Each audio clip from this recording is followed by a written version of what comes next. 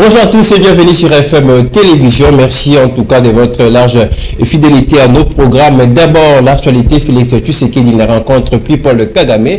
C'est mardi à Luanda comme initialement prévu. La réunion de la commission mixte RDC-Rwanda a été reportée et pour la dernière semaine de ce mois de juillet courant, en croire les autorités angolaises. On prend tout de suite les précisions de Patrick Ngou. Selon la presse présidentielle, ce report se justifie par le deuil qui a frappé l'Angola le 8 juillet dernier, qui a vu l'ancien chef de l'État, Eduardo dos Santos, succomber en Espagne. Actuellement, Luanda est sous le coup du deuil national et les préparatifs de funérailles sont en cours. La RDC disait considérer l'Angola comme pays ami qui, je cite, a beaucoup aidé notre pays à la sauvegarde de son intégrité territoriale pendant plusieurs années, dit une dépêche de la presse présidentielle congolaise. Dans le même contexte, il faut rappeler que Kinshasa avait promis de décréter le deuil national le premier jour des obsèques d'Eduardo dos Santos. L'on se souvient que la réunion de la commission mixte RDC-Rwanda avait tablé sur la feuille de route accouchée lors de la dernière rencontre entre le président Félix Tshisekedi de la RDC et Paul Kagame du Rwanda sous l'égide de Joao Lourenço au sujet de la guerre que le Rwanda impose à la RDC dans sa partie est. Le curseur devait également être placé sur le cessez-le-feu immédiat, comme le disaient Félix Tshisekedi et Joao Lourenço, ainsi que d'autres sujets concernant notamment les relations bilatérales entre Kinshasa et Kigali, sur le plan économique. Toujours dans l'actualité, la RDC attend la condamnation sans équivoque de l'activisme du M23, soutenu par le Rwanda, par le pays membre de la SADC. C'est le vœu le plus ardent exprimé par Christophe Bosso, président de l'Assemblée nationale, lors de l'ouverture de la 51e assemblée du forum parlementaire de la SADC, qu'il a présidé hier lundi. On l'écoute dans cet extrait choisi par Esther Siamouni. C'est ici l'occasion de souligner l'unité de notre région face aux situations d'insécurité préoccupantes qui perdurent en République démocratique du Congo et au Mozambique. Nul n'ignore que les populations de ces deux pays membres de la SADC payent un lourd tribut des affres du terrorisme. Ces deux États, la République démocratique du Congo et le Mozambique, attendent des parlementaires de la SADC la condamnation sans équivoque de l'activisme des groupes terroristes et des États qui les soutiennent. En effet, nul n'ignore que le M23 qui sévit à l'est de la République démocratique du Congo constitue les bras armés du Rwanda. Il va enfin briser le silence. Ce 18 juillet, Jean-Marc Kaboun sera face à la presse pour se prononcer sur le combat politique qu'il a visé de mener jusqu'à la victoire finale, à en croire ce service de communication. Qu'est-ce qu'il faut attendre de cette conférence de presse? Élément des réponses avec Patrick Ngou. Que va-t-il dire? C'est la question qui se pose, d'autant plus que Jean-Marc Kaboun est resté silencieux depuis la série noire qu'il a connue depuis mi-janvier, où il a été vomi par sa famille politique, l'UDPS Tshisekedi, où il occupait le poste de président ad intérim, ce qui lui a aussi coûté son poste de premier vice-président de l'Assemblée nationale. Série noire, rappelle-t-on, qui a démarré après l'annonce par celui qui se fait appeler 520 gigas de sa démission du poste de deuxième personnalité de la Chambre basse du Parlement. Ainsi s'ouvre une nouvelle page de l'histoire qui sera écrite avec la sueur de notre front, qui coulera chaque jour qu'on affrontera les brimades, humiliations et tortures, écrivait Jean-Marc Kaboun dans son tweet qui venait 48 heures après une descente musclée dans sa résidence par des éléments de la garde républicaine qui ont presque tout vandalisé. Comme il l'annonçait, il sera peut-être question d'expliquer en des termes on ne peut plus clairs de cette nouvelle page de l'histoire qu'il compte écrire avec la sueur de son front. Mènera-t-il son combat dans l'opposition? Compte-t-il s'allier avec un autre acteur politique? Veut-il mener tout seul son combat et affronter Félix Tshisekedi aux prochaines élections de 2023? Voilà des questions qui trouveront certainement leur réponse les 18 juillet prochains. On prend à présent la direction de la province de la Tchopo. Martin Fayulu regarde déjà 2023 de loin. Il tient coûte que coûte à la redynamisation de son parti SID. Voilà qui justifie l'ouverture de son deuxième congrès hier lundi 11 juillet dans la province de la ville de Kisangani dans la province de Tchopo sous le thème Congo et Kolomoko, traduisez Congo, une seule nation. Tout de suite on en parle avec Esther Siamoun. Ces travaux de 4 jours se tiennent 7 ans après le premier congrès.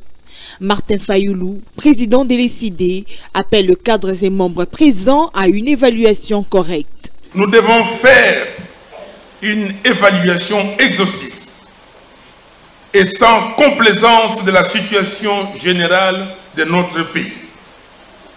Nous devons aussi redynamiser l'organisation et le fonctionnement de notre parti. Nous devons pour ce faire concevoir de nouvelles stratégies, renforcer nos capacités en vue d'améliorer notre agir collectif. S'agissant des prochaines élections de 2023, le candidat malheureux à la présidentielle de 2018 a rassuré une victoire certaine à son parti. 2023 arrive. Le peuple congolais, qui a déjà tout compris, ne se laissera plus faire une deuxième fois. Comme le dit un proverbe de chez nous, même dans la poche de l'ignorant, on n'y met pas la main 2 fois. Cette fois, quoi qu'il advienne, nous allons récupérer notre victoire. Chants et danses ont manifesté la joie des membres de ces partis de se rencontrer. Sachez que dans le dossier Boukangalonjo, l'audience d'hier lundi n'a pas une longue vue. La Cour de cassation se décidait de renvoyer la cause jeudi 14 juillet prochain. Et vous le savez, c'est ce dossier qui oppose l'ancien Premier ministre Matata Ponyo qui est reproché. Et je vais vous laisser en tout cas suivre les précisions et les détails dans ces commentaires de Patrick Ngou.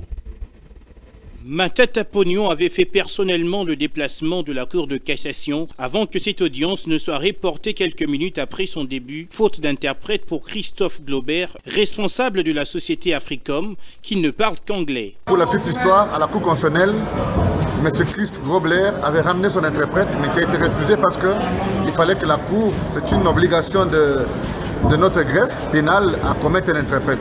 Seulement, ce nouveau report n'est pas de nature à plaire à la défense de l'ancien Premier ministre. Mais nous regrettons parce que c'est quand même la deuxième audience sans pour autant avancer.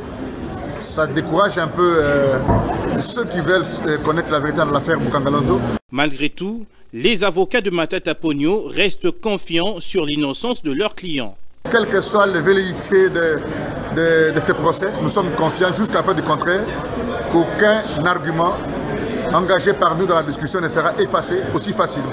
Devant la Cour de cassation, Matata Ponyo doit répondre au chef d'accusation de détournement de plus de 200 millions de dollars américains alloués au programme agro-industriel de Boukangalonzo.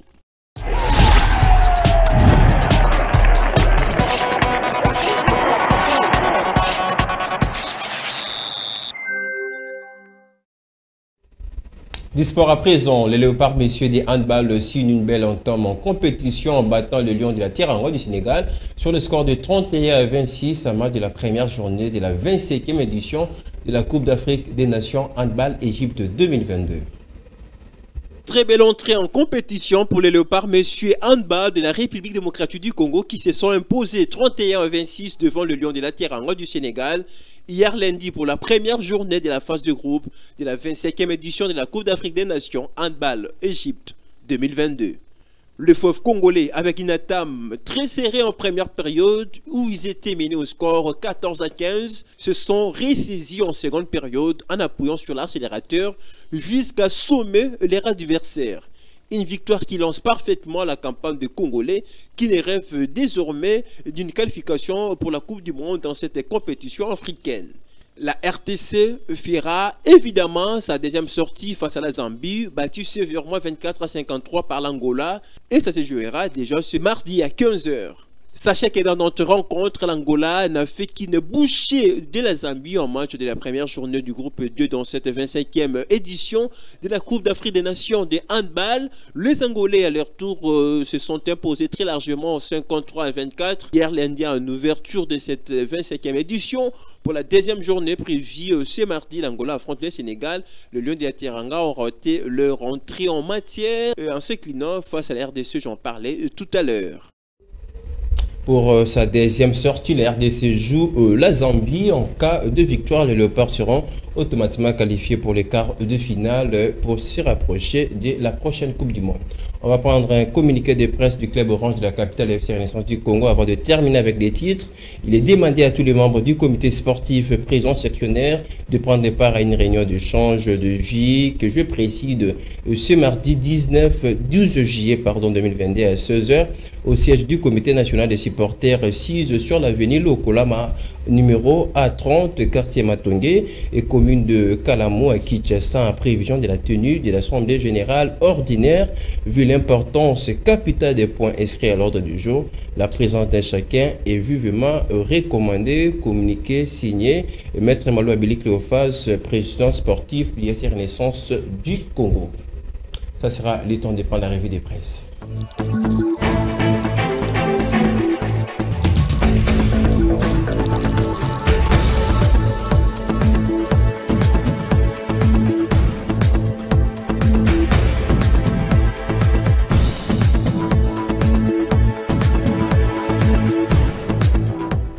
La revue des presse et la sélection et la présentation de Monica Makaba avec moi sur ce plateau. Bonjour et bienvenue. Bonjour Lionel Ngolo, merci. On va passer directement à l'essentiel.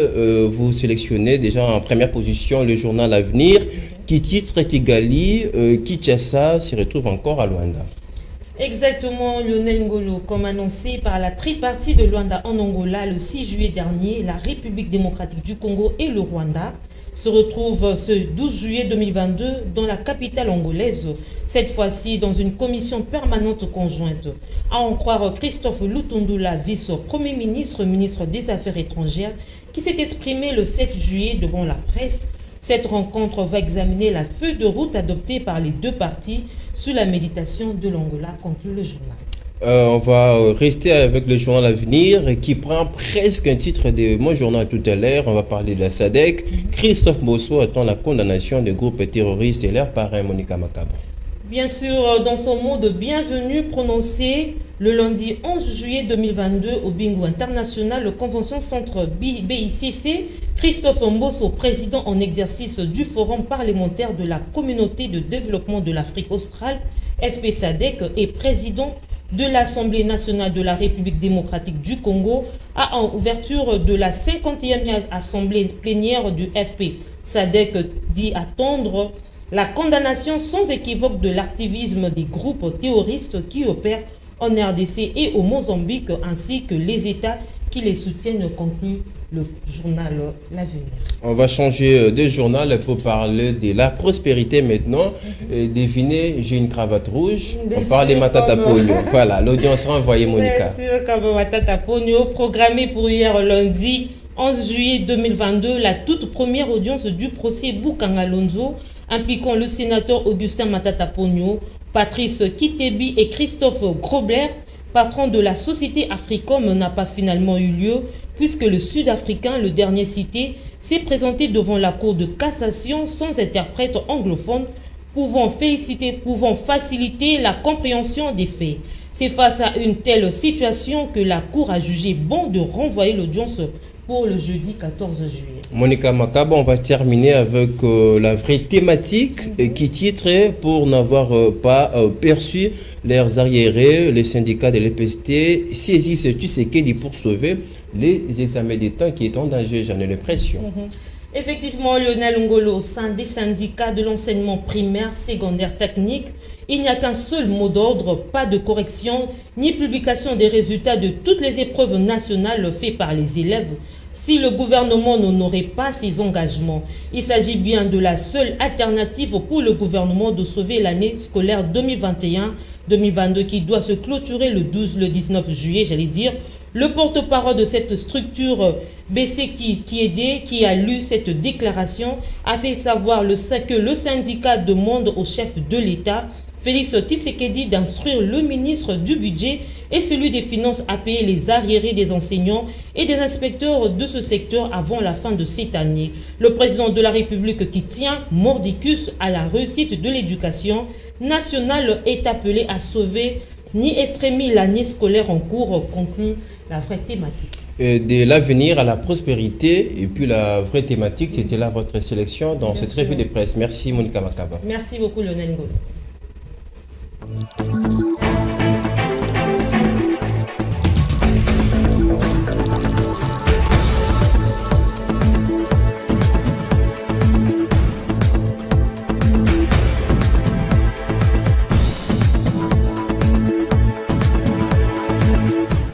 Ça sera tout pour l'édition de la mi-journée. On vous offre ce rendez-vous à 19h30 pour notre rendez-vous d'actualité sur FM Télévision.